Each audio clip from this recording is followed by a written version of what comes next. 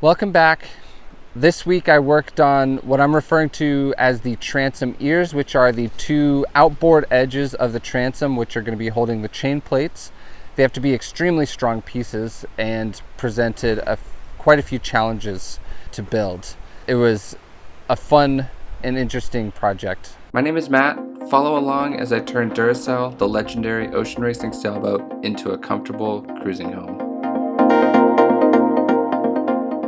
So the next step is to build the transom, what I'm calling the ears on the boat. It is the two faces that are on the outboard edges of the boat, and they are holding the chain plates, which hold the backstay.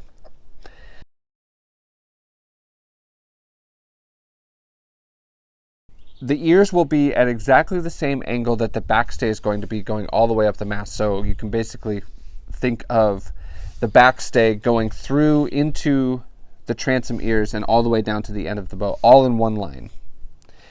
And so the challenge here is that I need to cut the hull extensions off at exactly that plane that the transom ears need to be in, so that I have a really good bonding surface on the end grain of the hull extension for the ears to bond to, and so that they're in the right line all the way up to the top of the mast.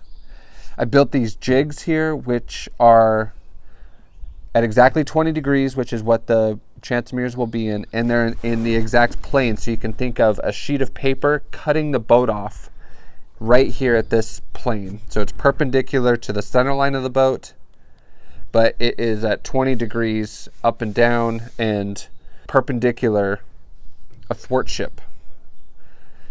And what I'm going to do is take this board, which is a very flat board, put a router on the end of it, and make sure that the board is mated up against these two jig pieces, and route off the end grain of the hull extension 3/4 inch deep, which will be the depth of the transom ears.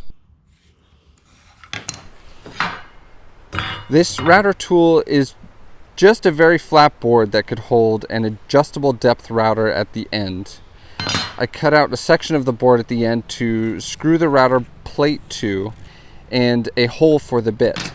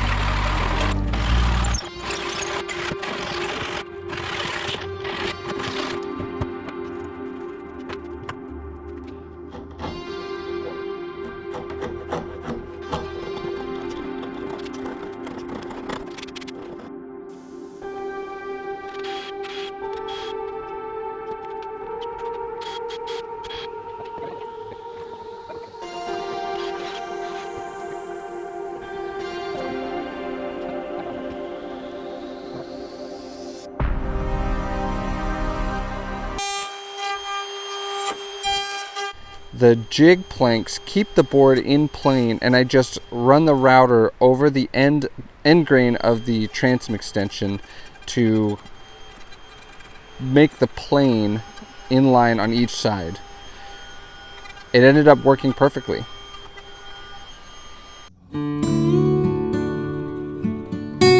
The forest that we are lucky to live in is in the full splendor of summer.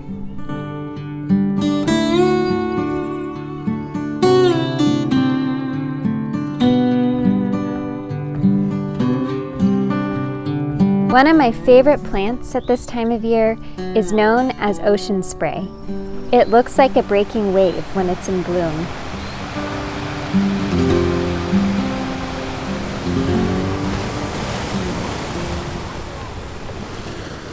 Tonight I'm working on these transom ears.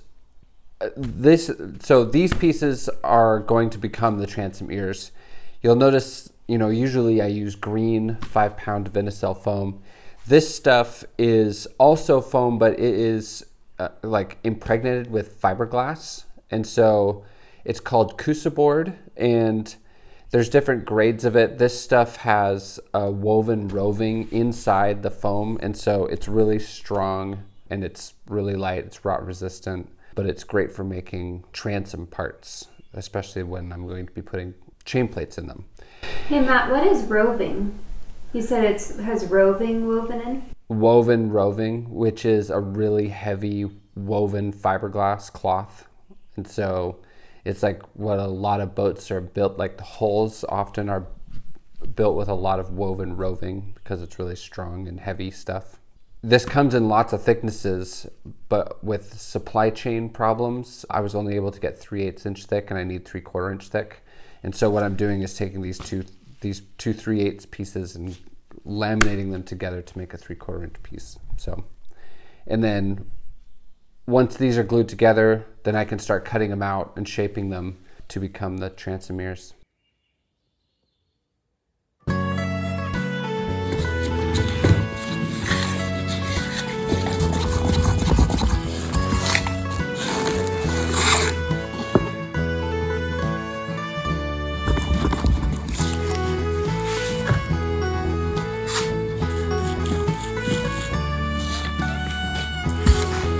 Needs a little more.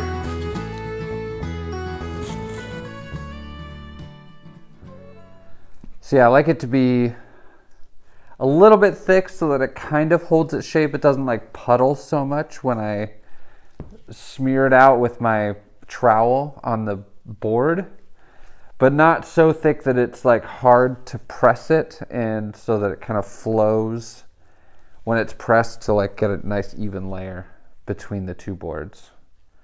So yeah, I think that's pretty close to what I'm looking for. It will also kind of, the board will kind of absorb some of it too, and so this way, when it's nice and thin like this, it's easier for the board to absorb it.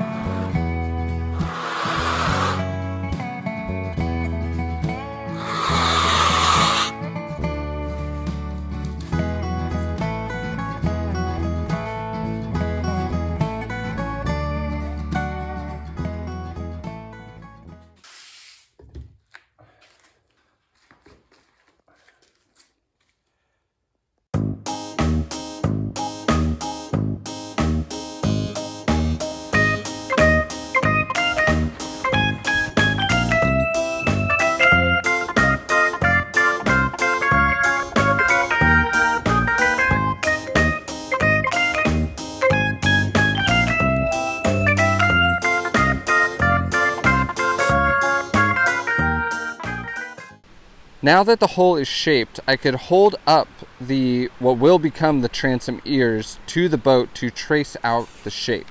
On the inboard side, the shape is determined by the cockpit walls and sole, and so I used a straight edge to transfer that plane back to the transom pieces before I cut them out.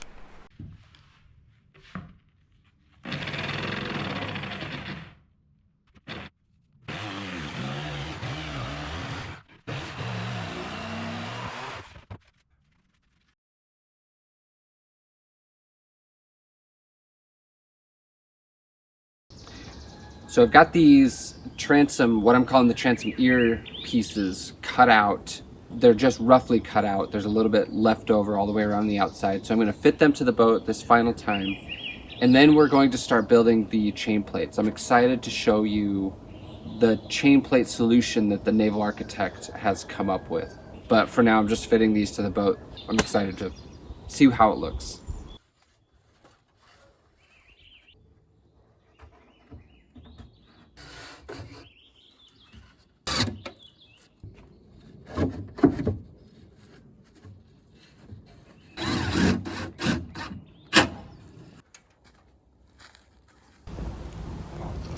pretty awesome.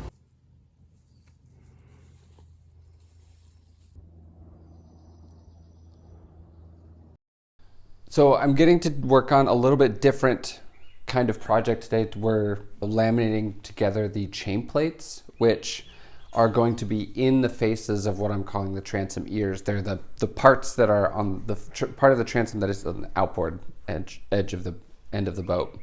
And so they are plates, fiberglass, solid fiberglass plates that are going to be 1/2 inch thick that are actually laminated into transom itself.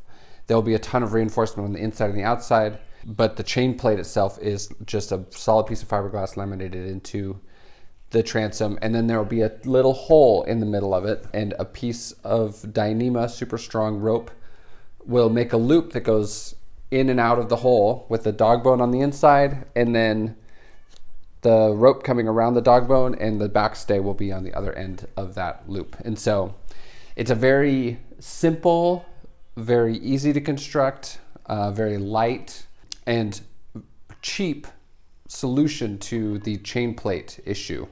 So we don't have to have a big stainless steel part, and we don't have to laminate a big carbon part as well. This is a naval architect who's been helping me a lot this entire project. His name is Evan. He lives up in BC. He's the one that came up with this idea and the design. I'm really excited about it.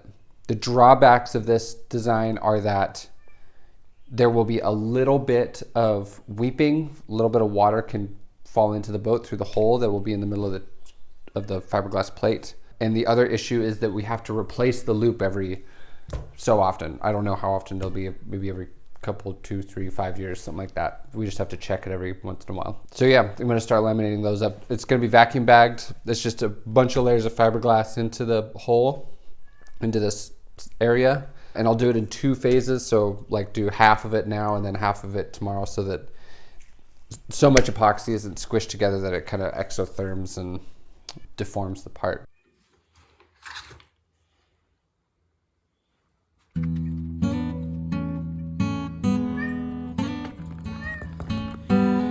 Yep, she's a little whiny baby.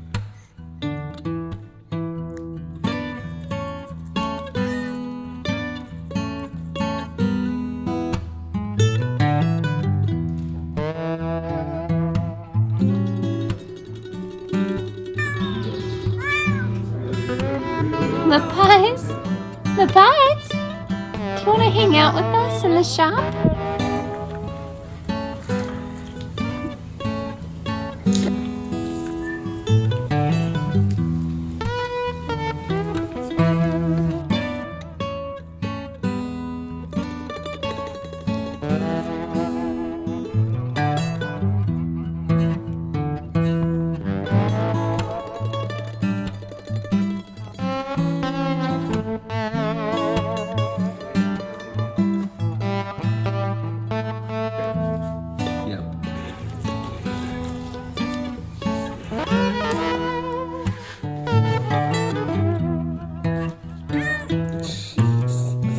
She's relentless. Oh, this is the best smelling epoxy I've ever been around. Isn't that nice? Yeah, I mean, meaning no smell at all or very little. Yeah. God, Buzz. Don't you guys have a cat? Yeah. Just one? Pies? We were shadowed that, and then Laurel.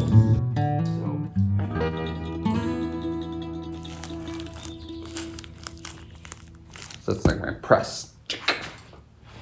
So last time I laid them in individually. This time I stacked them all up on the table over here and rolled them out to try to get the air out, and I'm putting them in all together. I don't know if this is if this will end up being a better outcome or worse, or if it really matters at all. I'm just kind of stuffing it all in there, as long as it's all kind of flat and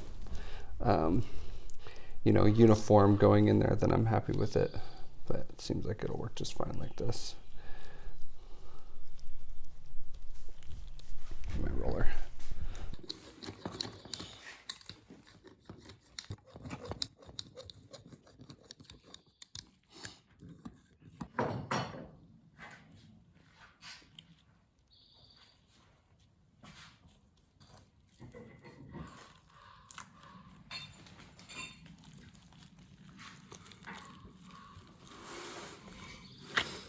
Okay.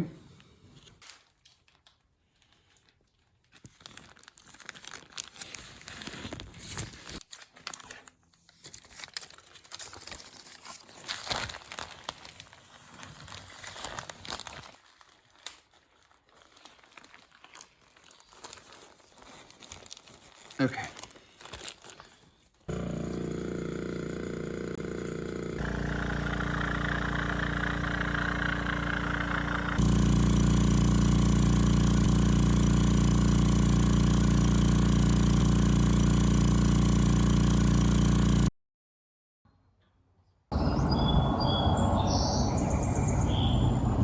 Yesterday we laminated in the little chain plates, or at least part of the chain plate, into these transom ears, and so I got one of them taken apart, and I'm going to take the other one apart now and just pull out my little press that I molded into this thing.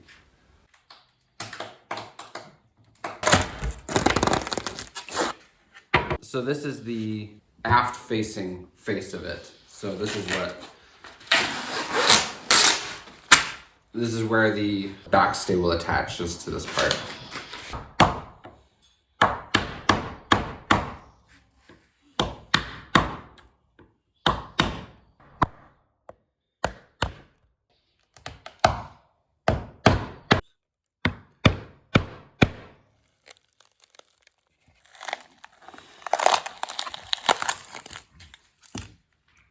So this is just the breather cloth that's in here to absorb some of the resin.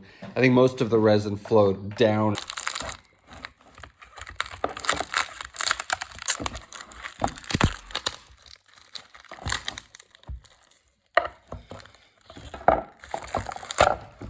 So this worked almost a little bit too well. I put 10 layers of this 17-ounce cloth into this chain plate. I was hoping to get a 1/4 inch thickness out of it, but it actually only came out to 3/16.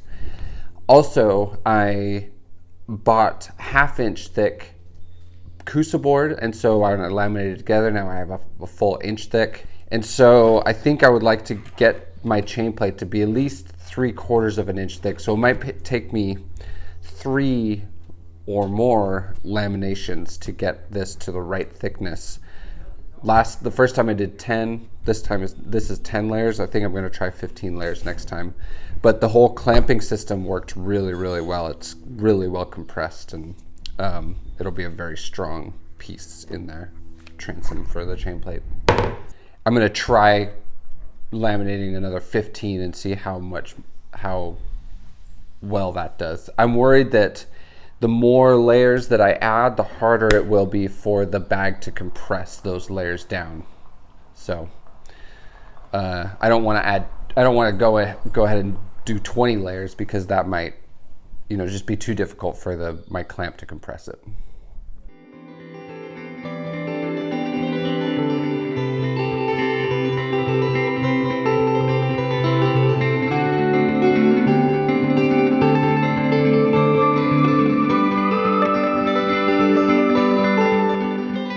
Yesterday I got 2 more laminations done into my chain plates, and I ended up getting a total of about 40 layers of fiberglass into the chain plates.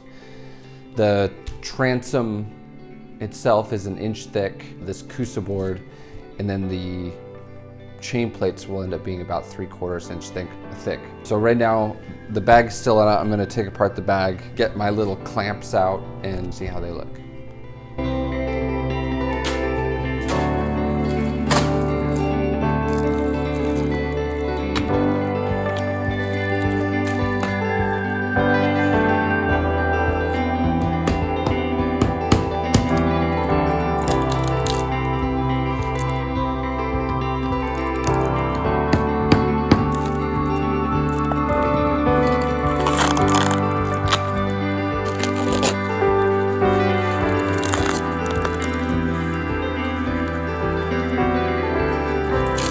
This is the chain plate that the backstay is going to attach to. It is basically 3/4 inches thick of solid vacuum bagged glass built with epoxy. There'll be a hole in the middle of it, and that's where all the Dyneema will pass through that attaches the backstay to the boat. It is a totally bomb-proof piece. Just needs to be cleaned up, and this is the inside face, so the forward-facing face of the transom ear, and it has to be cleaned up and tapered down so that once we put this transom ear into the boat, this will be reinforced all over the place into the boat. Yeah, really happy with how it turned out.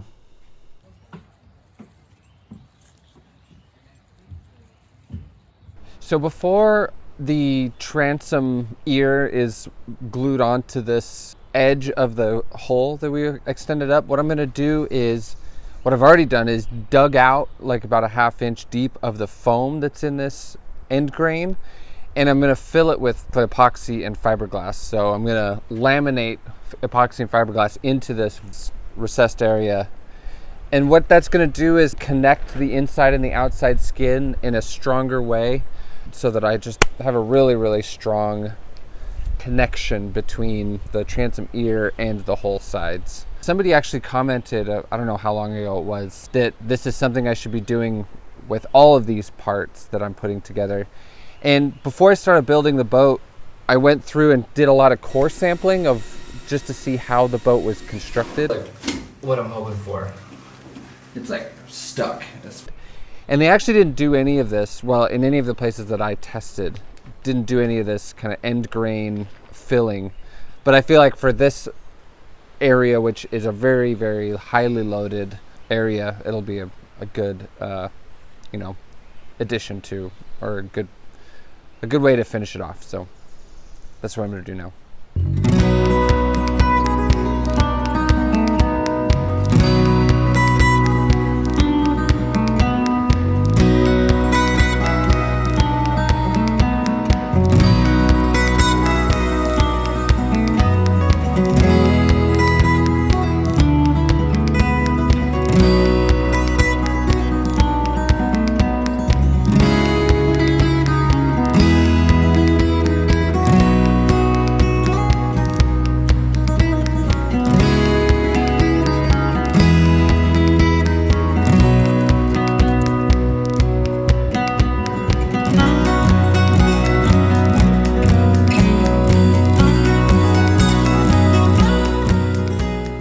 So I've obviously got them kind of roughly cut and roughly fit in.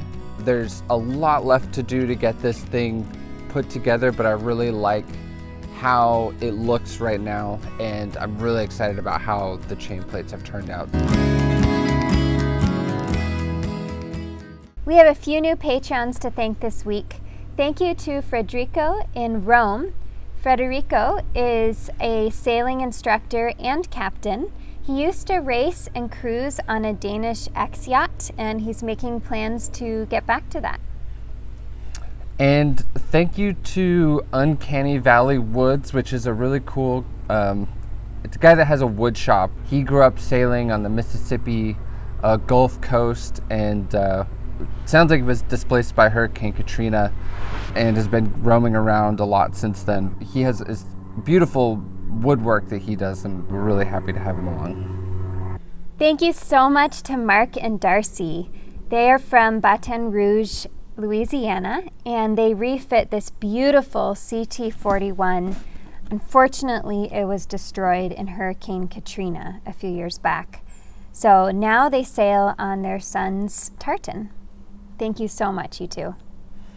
And thanks to Rick, who is 5 years into what he's hoping will be a 5-year rebuild of this George Stadel 48, which I've never heard of these boats before, but he's really gotten into a big project, and I wish him well. He's planning to move aboard and circumnavigate on this boat when he gets done. So thank you very, very much, Rick. Tusen takk til Jarl I Norge. Jarl ny I seiling, og han har vært med på en regatta på en Albin Express.